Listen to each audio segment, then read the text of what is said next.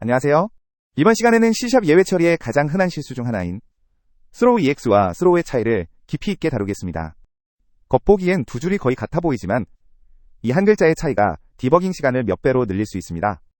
IL 수준에서 왜 그런 차이가 생기는지, 그리고 유니티 환경에서 어떻게 올바르게 적용하는지 함께 살펴보겠습니다. 유닛 테스트에서 예외가 터졌다고 상상해보세요. 스택 트레이스를 열어봤더니 같은 메서드 이름이 두 번 찍혀있고 실제로 어떤 라인이 문제인지 전혀 알 수 없는 상황입니다. 원인은 코드 딱 한 줄이었습니다. 캐치블럭에서 예외를 다시 던질 때 throw EX를 쓴 것이죠. 이 한 줄이 예외의 전체 이력, 즉 버그의 지문을 지워버립니다.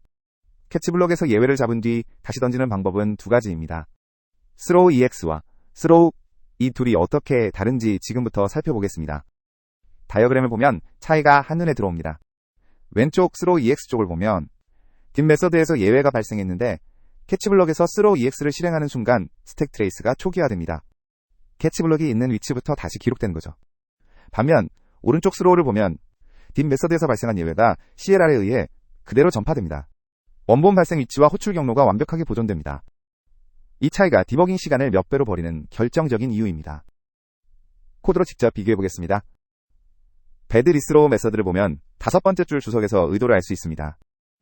로그를 남기고 다시 던지려는 겁니다. 그런데 16번째 줄 throw EX를 쓰는 순간 CLR은 이 위치를 새로운 예외 발생점으로 기록합니다. 마치 새 예외를 만들어 던지는 것처럼 동작하는 거죠. 이제 20번째 줄부터 굿 리스로우를 보면 30번째 줄에 그냥 throw 세미콜론만 있습니다. 딱 이 한 글자 차이입니다. 이렇게 쓰면 CLR이 기존 예외 컨텍스트를 그대로 유지합니다. 원본 발생 위치 정보가 상위 호출자에게 온전히 전달됩니다. IL 코드를 보면 왜 그렇게 동작하는지 정확히 알 수 있습니다. 네 번째 줄에 로컬 변수 EX 선언이 있습니다. 캐치블럭 안으로 들어가면 15번째 줄에서 st록 제명으로 잡은 예외를 그 로컬 변수에 저장합니다. 그리고 16번째 줄에서 ld록 제명으로 다시 꺼냅니다. 마지막 17번째 줄에서 throw를 실행합니다. 이 순서가 핵심입니다. 로컬 변수에서 꺼낸 객체를 새로 던지는 것이므로 CLR 입장에서는 이 지점이 새 예외 발생점입니다. 이 EX를 명시적으로 스택에 올려서 던지는 동작이 바로 throw EX입니다. 이제 throw 세미콜론의 IL을 비교해 보겠습니다. 15번째 줄에서 st록 제명으로 예외를 저장하는 것은 같습니다. 하지만 그 다음을 보세요. 16번째 줄에 있는 건 throw가 아니라 리스로우입니다. 완전히 다른 IL 명령어입니다. 리스로우는 로컬 변수를 꺼내는 단계 없이 CLR이 내부적으로 추적하는 현재 활성 예외를 그대로 전파합니다. 스택에 아무 값도 올리지 않습니다. 그래서 CLR은 예외 발생점을 갱신하지 않고 원본 위치 정보를 그대로 상위로 전달하는 것입니다. C샵에서 throw 세미콜론 한 줄이 IL에서 완전히 다른 명령어로 컴파일된다는 것, 이것이 핵심입니다. 그렇다면 CLR은 내부적으로 어떻게 스택 트레이스를 관리할까요? 익셉션 객체 안에는 눈에 보이지 않는 필드들이 있고 throw와 throw EX는 이 필드를 다르게 다룹니다. 어떤 필드들이 있는지, 그리고 각각이 어떻게 변하는지 살펴보겠습니다. 익셉션 객체 안에는 주요 세 가지 필드가 있습니다. 먼저 밑줄 스택 트레이스, 이건 CLR이 직접 관리하는 네이티브 스택 프레임 정보를 담은 바이트 배열입니다. 두 번째는 밑줄 스택 트레이스 스트링, 스택 트레이스 프로퍼티가 반환하는 문자열 캐시입니다. 그리고 세 번째 밑줄 리모트 스택 트레이스 스트링은 잠시 후 살펴볼 익셉션 디스패치 인포가 사용하는 필드로 스레드 경계를 넘어 원본 트레이스를 보존할 때 씁니다. throw EX를 실행하면 왼쪽 화살표처럼 밑줄 스택 트레이스가 널로 초기화됩니다. 반면 throw 세미콜론은 오른쪽처럼 밑줄 스택 트레이스를 건드리지 않고 그대로 둡니다. 그래서 원본 정보가 보존되는 겁니다. 하단 주의사항에도 표시된 것처럼 .NET 프레임워크에서는 throw 세미콜론도 스택 최상단이 캐치 위치로 바뀌는 한계가 있었지만 .NET 코어와 .NET 5 이상에서는 완벽히 수정됐습니다. 핵심을 한 번 더 정리하겠습니다. 리스로우는 캐치블럭 안에서만 사용할 수 있는 특수 IL 명령어입니다. 평가 스택에서 값을 꺼내지 않고 CLR 내부에 현재 활성 예외를 그대로 전파합니다. 스택 트레이스 정보를 갱신하지 않는다는 것이 핵심이죠. C샵에서 throw 세미콜론으로 쓰면 컴파일러가 자동으로 리스로우 명령어로 변환합니다. 자, 이제 실전입니다. 유니티 게임 서버 통신 레이어에서 가장 흔하게 나타나는 패턴을 봐볼까요? 예외를 로깅하되 처리 책임은 상위 레이어로 넘겨야 하는 경우입니다. 이 패턴에서 throw EX와 throw가 어떻게 다른 결과를 만들어내는지 before, after로 비교하겠습니다. 네트워크 서비스 예제를 보겠습니다. 여섯 번째 줄에 비포 케이스가 있습니다. 패치 데이터 배드 메서드입니다. debug.log, 에러로 로그를 남기고 17번째 줄에서 throw ex를 합니다. 이렇게 되면 유니티 에디터 콘솔에서 에러 로그를 더블 클릭했을 때 실제 HTTP 리퀘스트 익셉션이 발생한 위치가 아니라 항상 이 캐치 블럭의 라인으로 이동하게 됩니다. 서버 연결 실패가 어디서 시작됐는지 추적할 수 없는 거죠. 이제 21번째 줄 애프터 케이스를 보면 패치 데이터 군 메서드입니다. 31번째 줄에 그냥 throw 세미콜론만 씁니다. 이렇게 하면 유니티 에디터 콘솔에서 에러 로그를 더블 클릭했을 때 실제 예외가 발생한 스크립트와 정확한 라인으로 바로 이동할 수 있습니다. 딱 한 글자 차이지만 디버깅 경험이 완전히 달라집니다. 그런데 throw 세미콜론을 항상 써야 하는 건 아닙니다. 하위 레이어의 예외를 상위 레이어에 맞는 의미 있는 예외 타입으로 변환해야 할 때가 있습니다. 이럴 때는 throw 세미콜론이 아니라 예외 래핑을 사용해야 합니다. 핵심은 원본 예외를 이너 익셉션에 닫는 것입니다. 다이어그램을 보면 이너 익셉션 체인이 어떻게 동작하는지 한눈에 들어옵니다. 왼쪽에 IO 익셉션이 있습니다. config.json 읽기 실패라는 원본 스택 트레이스를 포함하고 있죠. 이걸 이너 익셉션으로 담아서 가운데 configuration 익셉션으로 래핑합니다. 호출자가 보기에 의미 있는 컨텍스트가 추가됩니다. 오른쪽 스테이지 로더는 configuration 익셉션만 처리하면 되고 IO 세부 사항을 알 필요가 없습니다. 그리고 디버깅할 때는 ex.innerException.stacktrace로 원본 IO 익셉션이 발생한 위치까지 역추적할 수 있습니다. 추상화는 유지하면서도 디버깅 정보는 온전히 보존하는 것이 핵심입니다. 코드로 보겠습니다. 7번째 줄 비포 케이스를 보면 load config head입니다. 17번째 줄에 throw 세미콜론을 씁니다. 이게 잘못된 건 아닙니다. IO 익셉션은 그대로 전파되고 원본 스택 트레이스도 보존됩니다. 그런데 문제는 따로 있습니다. 호출자인 스테이지 로더가 이제 IO 익셉션을 처리해야 한다는 거죠. 파일 입출력의 세부 사항이 레이어 경계를 넘어 노출되는 겁니다. 이건 추상화 원칙을 위반하는 것입니다. 애프터 케이스인 21번째 줄 로드 컴피그 굿을 보면 IO 익셉션을 이너 익셉션으로 담아 의미 있는 예외로 변환하는 패턴입니다. 31번째 줄에서 throw new stage load exception을 합니다. 중요한 건 두 번째 인자로 EX를 전달하는 겁니다. 이게 이너 익셉션에 저장됩니다. 36번째 줄에 스테이지 로드 익셉션 클래스 정의가 있는데 38번째 줄에서 두 번째 인자로 이너 익셉션을 받아 베이스 생성자에 전달하는 것을 볼 수 있습니다. 이렇게 하면 호출자는 스테이지 로드 익셉션만 처리하면 되고 디버깅 시에는 ex.inner exception.stacktrace로 file.read all 텍스트가 실패한 정확한 위치까지 추적할 수 있습니다. 이제 throw 세미콜론으로도 해결할 수 없는 상황을 살펴볼 차례입니다. throw 세미콜론은 캐치 블럭 내부에서만 사용할 수 있습니다. 그렇다면 워커 스레드에서 발생한 예외를 메인 스레드로 전달해야 할 때는 어떻게 해야 할까요? 이때 exception dispatch, 인포가 필요합니다. system.runtime.exception services namespace에 있는 이 클래스가 스레드 경계를 넘어 예외를 완벽하게 보존하는 방법입니다. 워커 스레드 예제를 보겠습니다. 8번째 줄 주석처럼 다른 스레드에서 발생한 예외를 메인 스레드로 원본 스택 트레이스와 함께 전파하는 패턴입니다. 11번째 줄에서 exception dispatch 인포 타입의 ed 변수를 선언합니다. 워커 스레드 람다 안에서 23번째 줄에 exception dispatch info.capture ex를 호출합니다. 즉시 던지지 않고 예외 컨텍스트 전체를 나중에 쓸 수 있도록 캡처하는 겁니다. 27번째 줄에서 start, 28번째 줄에서 조인으로 워커 스레드가 끝날 때까지 기다립니다. 마지막 31번째 줄에서 ed.throw를 호출합니다.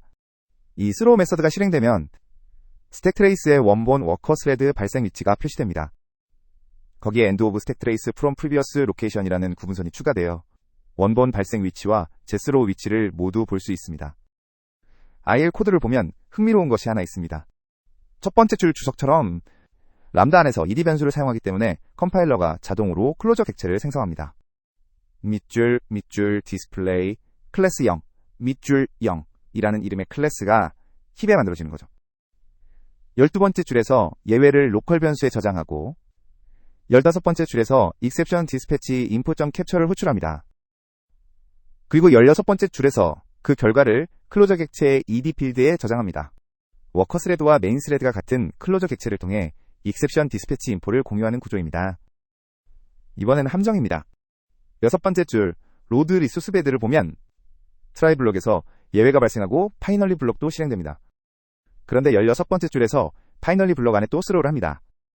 이렇게 되면 CLR이 처리 중이던 원본 예외 정보가 완전히 소멸됩니다. 캐치블럭의 스로우 EX보다 더 심각한 결과가 나옵니다. 파이널리 블럭에서 새 예외가 발생하면 기존 예외를 복구할 방법이 없습니다. 20번째 줄 로드 리소스 굿을 보면 파이널리 블럭 안에서는 30번째 줄처럼 정리 작업만 수행합니다. 디버그.로그로 정리 완료 메시지만 남기고 예외는 건드리지 않습니다. 파이널리 블럭의 역할은 리소스 정리입니다.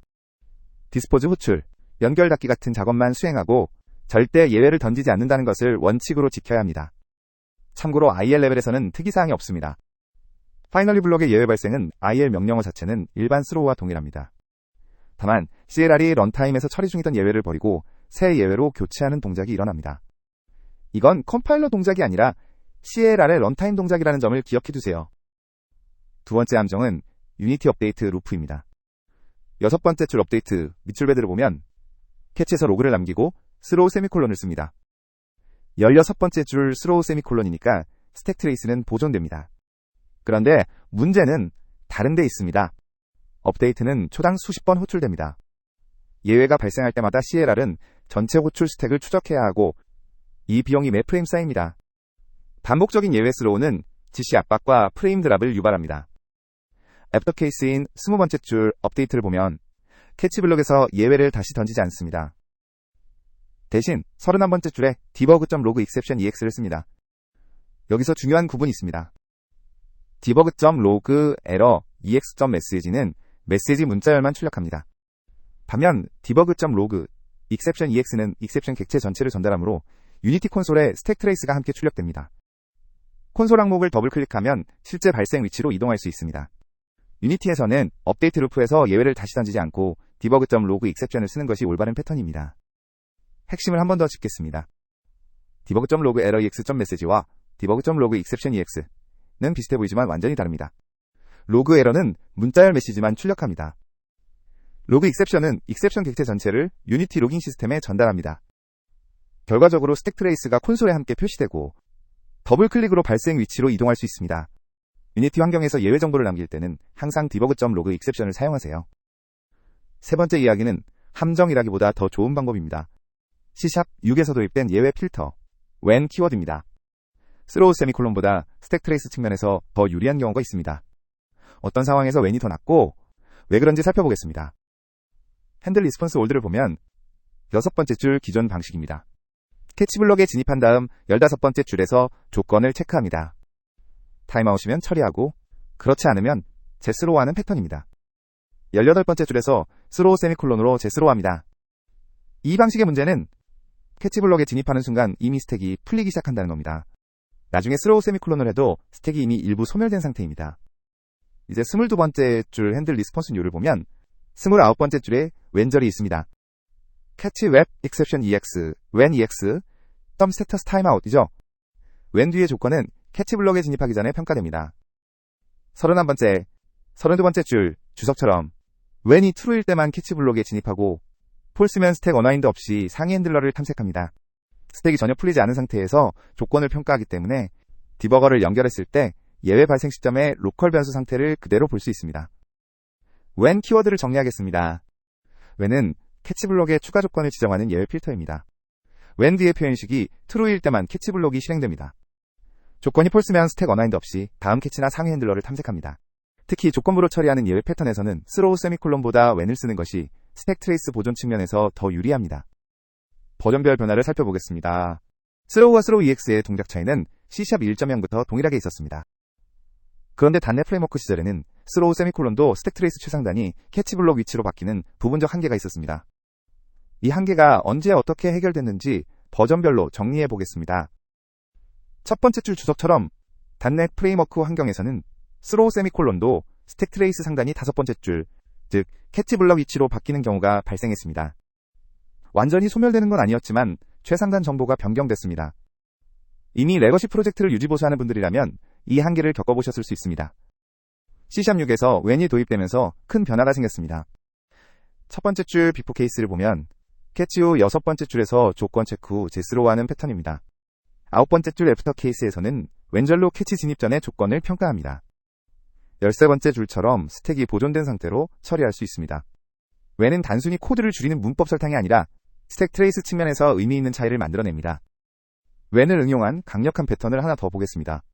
첫 번째 줄에 when false 로깅 패턴입니다. log and continue 메서드는 로그를 남기고 항상 false를 반환합니다. 다섯 번째 줄을 보면 return false죠. 이걸 아홉 번째 줄 when 조건에 넣으면 로그는 남기되 캐치 블록에는 진입하지 않습니다. 11번째 줄 주석처럼 이 블록은 절대 실행되지 않습니다. 예외는 스택이 풀리지 않은 상태로 그대로 상위 핸들러로 전파됩니다. 스택을 보존하면서 로깅까지 할 수 있는 우아한 패턴입니다. 마지막 버전 변화입니다. 세 번째 줄 before 케이스를 보면 .NET 4.5 이전에는 스레드 간 예외를 전달할 때 11번째 줄처럼 그냥 스로우 캡처를 했습니다. 이렇게 하면 워커 스레드의 스택 트레이스 정보를 잃게 됩니다. 13번째 줄 애프터 케이스를 보면 .NET 4.5에서 exception dispatch 인포가 도입됐습니다. 21번째 줄에서 ed.throw를 호출하면 원본 워커 스레드 스택 트레이스와 구분선, 그리고 현재 위치까지 모두 표시됩니다. 어싱크 await도 내부적으로 이 메커니즘을 사용합니다. await 이후에도 원본 스택 트레이스가 보이는 이유가 바로 exception dispatch 인포 덕분입니다. .NET 코어 이후로는 throw 세미콜론이 완벽하게 동작합니다. .NET 프레임워크에서 있던 스택 트레이스 최상단이 캐치 위치로 바뀌는 문제가 완전히 수정됐습니다. 유니티도 .NET 스탠다드 2.1 이상을 사용하는 최신 버전에서는 이 완벽 보존이 보장됩니다. 따라서 현재 유니티 프로젝트에서 스로우 세미콜론을 쓰면 원본 발생 위치가 완벽히 보존됩니다. 마지막으로 핵심 체크리스트를 정리하겠습니다. 캐치 후 로깅하고 재스로우 할 때는 스로우 세미콜론, 원본 스택 트레이스가 보존됩니다. 예외 타입을 변환해야 할 때는 스로우 뉴 커스텀 익스 안에 EX를 넣어 이너 익셉션으로 보존합니다. 스레드 간 예외 전달은 exception dispatch info.capture와 스로우를 사용합니다. 특정 조건만 처리할 때는 웬저를 활용하면 스택 언와인드 없이 조건을 평가할 수 있습니다. 로그만 남기고 예외를 전파할 때는 when log and continue ex 패턴을 씁니다. 유니티 업데이트 루프에서는 예외를 다시 던지지 않고 debug.log exception으로 처리합니다. 그리고 throw ex는 어떤 상황에서도 절대 사용하면 안 됩니다. 스택 트레이스를 소멸시키는 안티 패턴입니다. 이것만 기억하면 C# 예외 처리에서 디버깅 시간을 획기적으로 줄일 수 있습니다. 감사합니다.